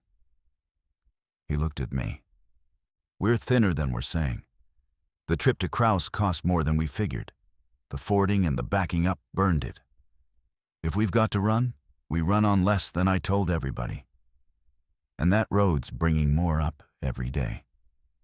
A week ago, I'd have taken that, all of it, and turned it over alone in the back of my head for a night, and come to breakfast with a decision already made and handed it to them like a plate. I knew that about myself now, which was most of what the week had given me, so I didn't do that. I said, 'Come with me,' and I went and got Dana, and my mother, and Cal and I asked Sharon Rutledge to come too, because she knew the shape of Trevor's leg and how far he could travel. And I sat them down at the dining table in the gray morning light with the 2 photographs still on my mother's phone lying between us. 'Here's what we've got,' I said. 'Dad's counted the fuel, and it's less than we've been saying the Kraus run cost us. Food's down to a few days, no matter how careful. There's new smoke down the valley toward the county road, and the road's bringing more of them up every day. 6 yesterday where it was 3 before. Black Oak got us this far, and it's not going to get us much farther. We're going to have to move, and soon, and I don't know yet to where, and I don't know the best road, and I don't know how we carry Miriam and Trevor and Rita if we've got 1 truck and 2 cars and thin gas.' I put my hands flat on the table. 'That's everything I've got. Tell me what I'm not seeing.' For a second, nobody spoke, and I let it sit, because I'd learned that the silence, after you lay it all out, is not empty. It's people thinking, and you don't fill it for them. Then Cal said, 'The Denny's brother-in-law. Past Viroqua, up on the ridge, way off any road.' Denai said it 3 times like it mattered to him. He turned his coffee cup a quarter turn. 'West and high and hidden. Away from town, not toward it. That's a direction anyway. And they already know we're out here.' My mother said, 'I know, Ellen. If they made it, they'd take us.' She held my hand and didn't say anything, which from Ellen means everything. 'West's a long way on the gas we've got,' my father said. 'But it's downhill more than up. And it never touches Bracken.' Dana was looking at me, and there was something in her face that wasn't about roads at all. 'We'd have to know the way,' she said. 'Nobody at this table's driven it.' 'No,' I said. 'But the Dennis have. 1,000 times,' Dinny said. I looked around the table, at all of them thinking, at the problem sitting there in the middle of us where everyone could reach it, where I'd finally learned to put it. So the first thing we figure out isn't weather. It's how we'd even find the road. Let's start there." And Cal pulled the cup toward him, and my father reached for the back of an old rental receipt to draw on. And my mother started saying what she remembered of the country west of Viroqua. And we bent over the table together and started working the next thing, all of us. In the light coming through the big windows off the empty hill,